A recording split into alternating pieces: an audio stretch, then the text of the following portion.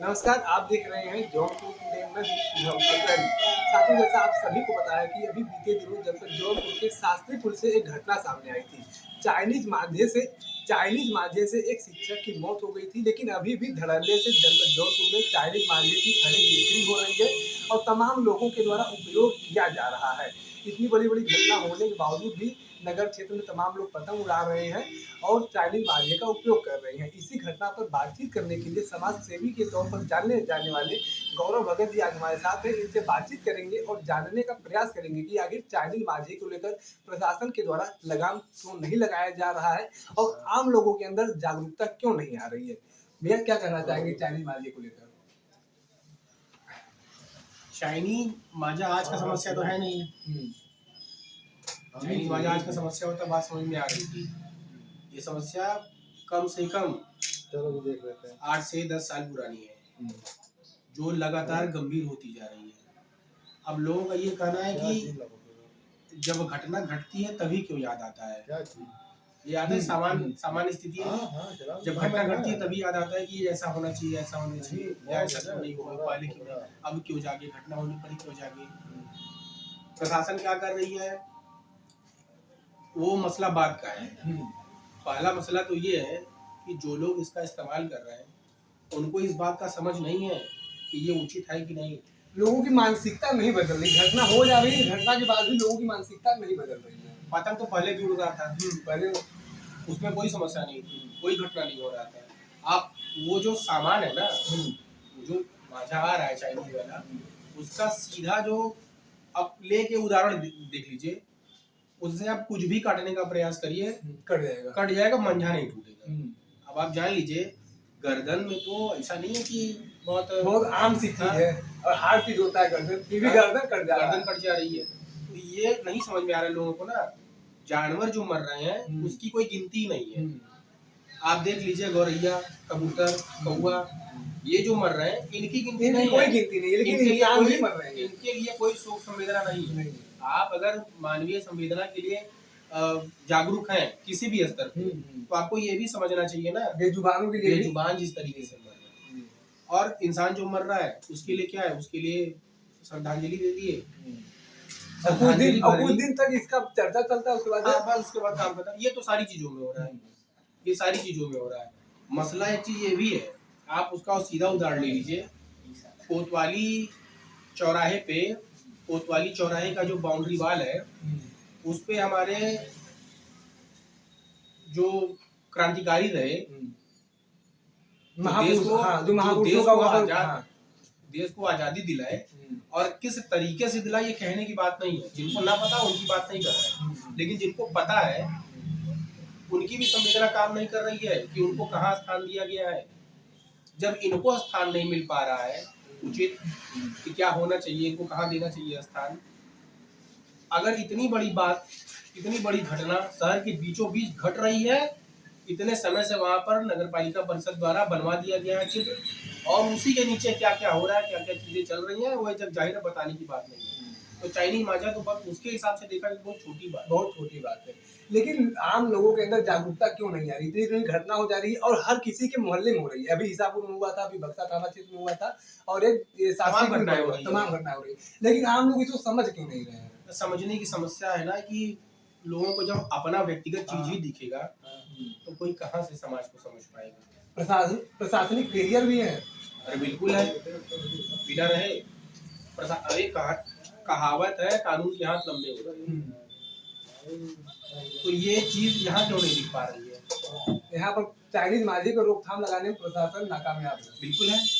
अच्छा, एक बात ये भी है कि जो पतंग का कारोबार है, एक कुछ गिने चुने 8-10 दुकानों में ही होता है, इससे ज्यादा तो है नहीं जौनपुर में, और इन्हीं 8-10 दुकानों में से खरीद बिक्री पतंग के मांझे का ये सब होता है।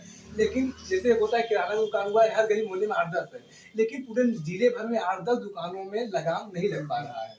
ये प्रशासनिक फेलियर है। अब प्रशासन तो अपना पल्ला झाड़ रही है कि हम तो काम कर रहे हैं, और अगर आप काम कर रहे हैं तो इस तरीके से जो घटनाएं घट रही हैं, मंजा बिक रहा है।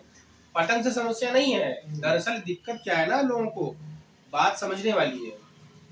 पतंगबाजी तो पहले भी हो रही थी, अभी भी हो रही है, जो तरीका बदल दिए ना लोग, समस्या उसमें है, तरीका बदल गया बस। पतंग से कोई दिक्कत नहीं है, आप पतंग उड़ाइए, मकर संक्रांति आ रहा है, आप एक दिन नहीं, 2 दिन नहीं, 10 दिन नहीं, 1 महीना पतंग उड़ाइए आप, लेकिन जो पहले चल रहा था उस हिसाब से चलिए, कोई दिक्कत नहीं है। ये जो मांझा आ गया है ना, ये सीधे सीधे आपको किस ओर लेके जा रहा है। सुबह एक जन से हमारी बात हो रही थी, उन लोगों का कि चाइनीज मंजा के लिए कुछ होना चाहिए। हम कहा भैया जब तक खुद से होश नहीं आएगा तब तक कुछ नहीं होने वाला है।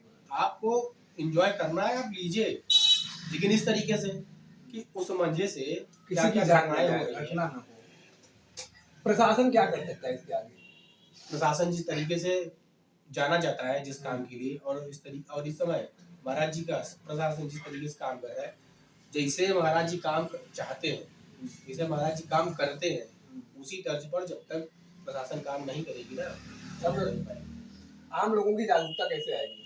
आम लोगों की जागरूकता बस वही है कि जिसके घर में घटा है घटना, वो तो तुरंत जागरूक हो जाएगा। और जिसके घर में घटना नहीं घटा है, वो लोग अपने से ऐसे यूज कर रहे हैं, उनको कोई फर्क नहीं पड़ रहा है, कोई दिक्कत नहीं है। 2 दिन बता दिए कि हाँ तकलीफ है, दुख है। तो ऐसा क्या किया जाए जिससे कि लोग समझ सके कि हाँ भाई ये चीज जो है वो हानिकारक है?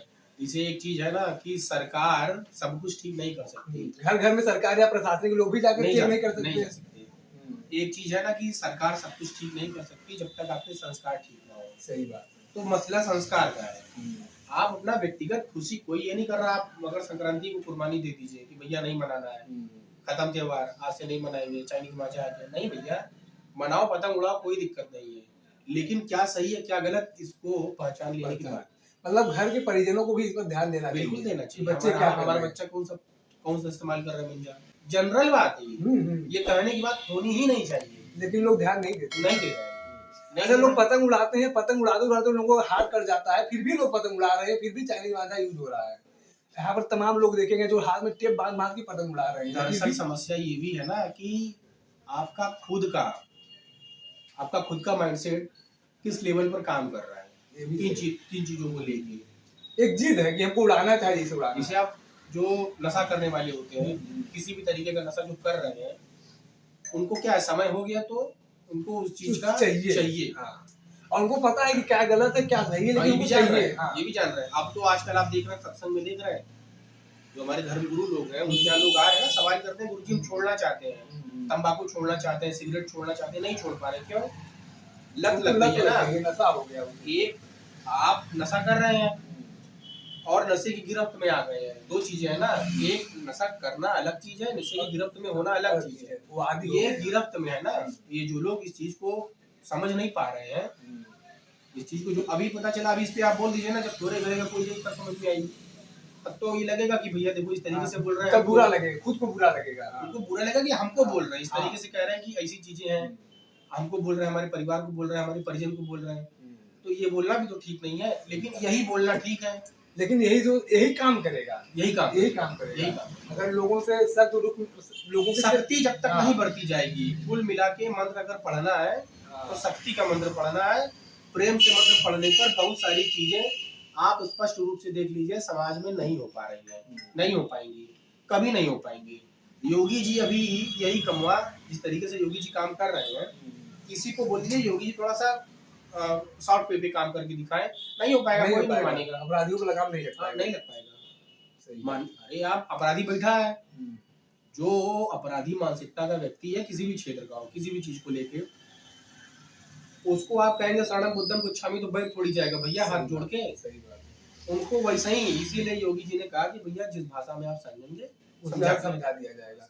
तो चाइनीज मांझे को लेकर भी प्रशासन को सख्त होना चाहिए, बिल्कुल होना चाहिए, इतना सख्त होना चाहिए कि इसी बात की चर्चा शुरू हो जाए कि प्रशासन इतना ज्यादा सख्त हो गया कि अगर पा गया ना तो खटिया खड़ी कर देगा। अभी पिछले दिनों 65 किलो जौनपुर में चाइनीज मांझा सिर्फ 2 लोगों के हाथ पकड़ाया है।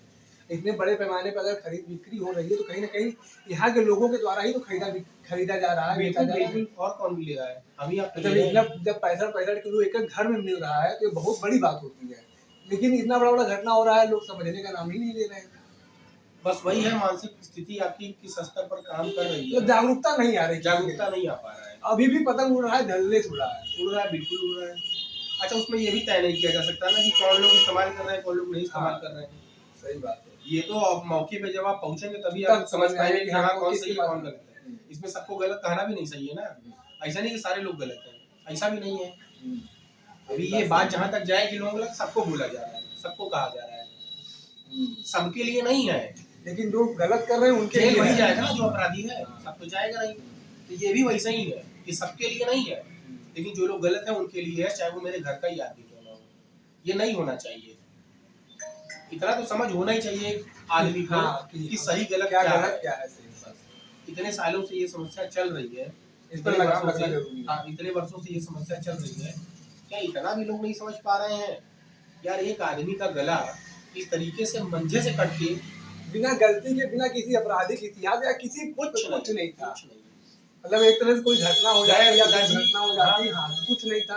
ये एकाएक घटना होती, चाइनीज मांझे से लोग गर्दन कट जा रहा है। अभी फिर न्यूज आई है 24 टाका की 17 टाका लगा हाँ, उसको। हाँ।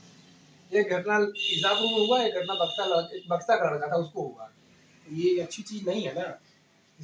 हम इंसानों के लिए नहीं सोच पा रहे हैं। आप विचार करके देखिए, छोटी सी बात है, विचार करके देखिए, हम इंसानों के लिए नहीं सोच पा रहे हैं।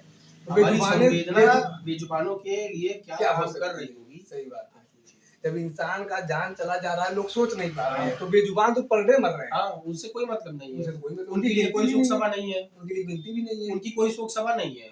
उनका कोई परिवार नहीं है, उनका कोई परिजन नहीं है, उनके साथ कोई खड़ा होने वाला नहीं है।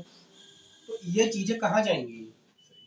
हमारे पुरनिया कहते हैं ना कि आह लगता है। आपको क्या लगता है, इंसानों की आह लगती है? बेजुबानों की भी आह लगती है।